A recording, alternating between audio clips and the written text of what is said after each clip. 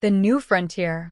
Written and first published in 1925 in Arabic by Khalil Gibran and paraphrased for youths of Kenya. There are in Kenya today two challenging ideas, old and new. The old ideas will vanish because they are weak and exhausted. There is in Kenya an awakening that defies slumber. This awakening will conquer because the sun is its leader and the dawn is its army. In the fields of Kenya, which have been a large burial ground, stand the youth of spring called Gen Z, calling the occupants of the sepulchres to rise and march toward the new frontiers. When the spring sings its hymns, the dead of the winter rise, shed their shrouds and march forward. There is on the horizon of Kenya a new awakening. It is growing and expanding. It is reaching and engulfing all sensitive, intelligent souls. It is penetrating and gaining all the sympathy of noble hearts. Kenya, today, has two masters. One is deciding, ordering, being obeyed, but he is at the point of death. But the other one is silent in his conformity to law and order, calmly awaiting justice. He is a powerful giant who knows his own strength, confident in his existence, and a believer in his destiny. There are today, in Kenya, two men, one of the past and one of the future. Which one are you? Come close, let me look at you, and let me be assured by your appearance and your conduct if you are one of those coming into the light or going into the darkness. Come and tell me who and what are you? Are you a politician asking what your country can do for you, or a zealous one asking what you can do for your country? If you are the first, then you are a parasite. If the second, then you are an oasis in a desert. Are you a merchant utilizing the need of society for the necessities of life, for monopoly and exorbitant profit? Or a sincere, hard-working and diligent man facilitating the exchange between the weaver and the farmer? Are you charging a reasonable profit as a middleman between supply and demand?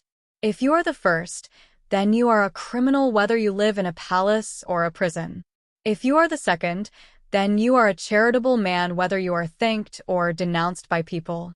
Are you a religious leader, weaving for your body a gown out of the ignorance of the people, fashioning a crown out of the simplicity of their hearts, and pretending to hate the devil merely to live upon his income?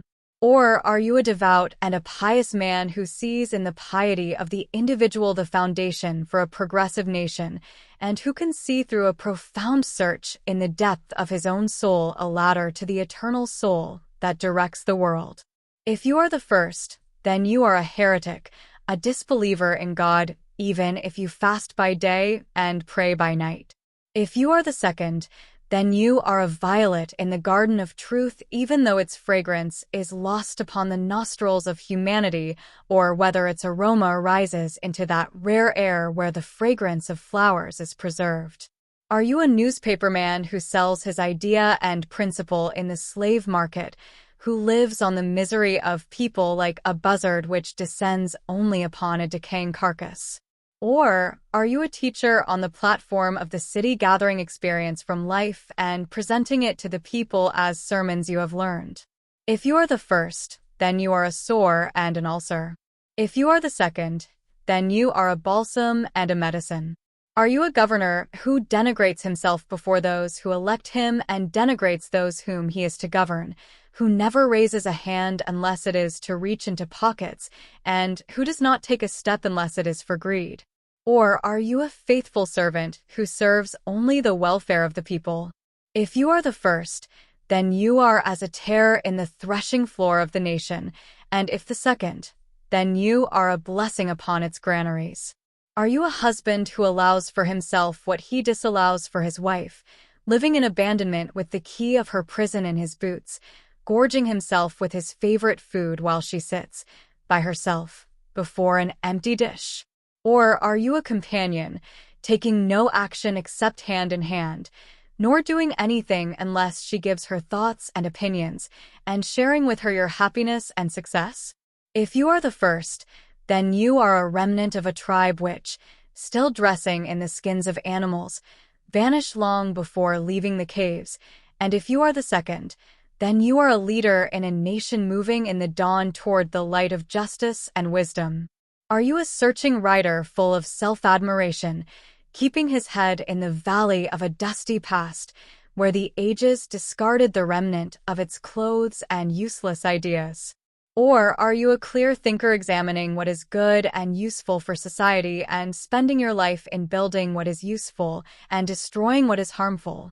If you are the first, then you are feeble and stupid, and if you are the second, then you are bread for the hungry and water for the thirsty.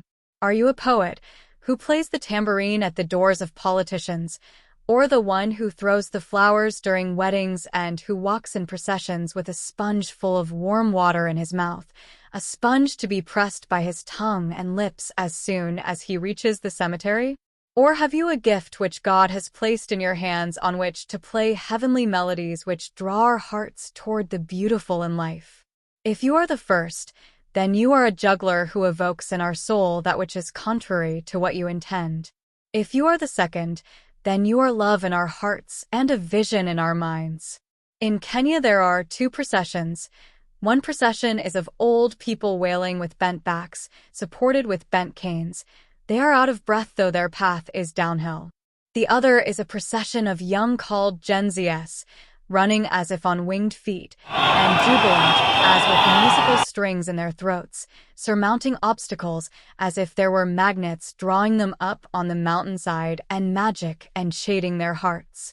Which are you, and in which procession do you move? Ask yourself and meditate in the still of the night. Find if you are a slave of yesterday or free for the morrow. I tell you that the children of yesteryears are walking in the funeral of the era that they created for themselves. They are pulling a rotted rope that might break soon and cause them to drop into a forgotten abyss. I say that they are living in homes with weak foundations as the storm blows, and it is about to blow. Their homes will fall upon their heads and thus become their tombs.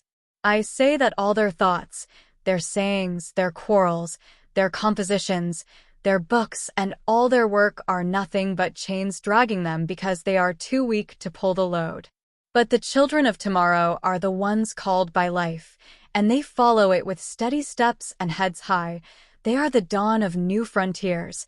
No smoke will veil their eyes, and no jingle of chains will drown out their voices.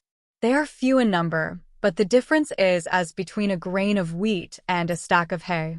No one knows them, but they know each other. They are like the summits, which can see or hear each other, not like caves, which cannot hear or see. They are the seed dropped by the hand of God in the field, breaking through its pod and waving its sapling leaves before the face of the sun.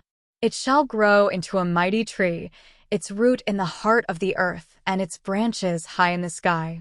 Thank you, Kenya's Gen Z generation, for bringing change.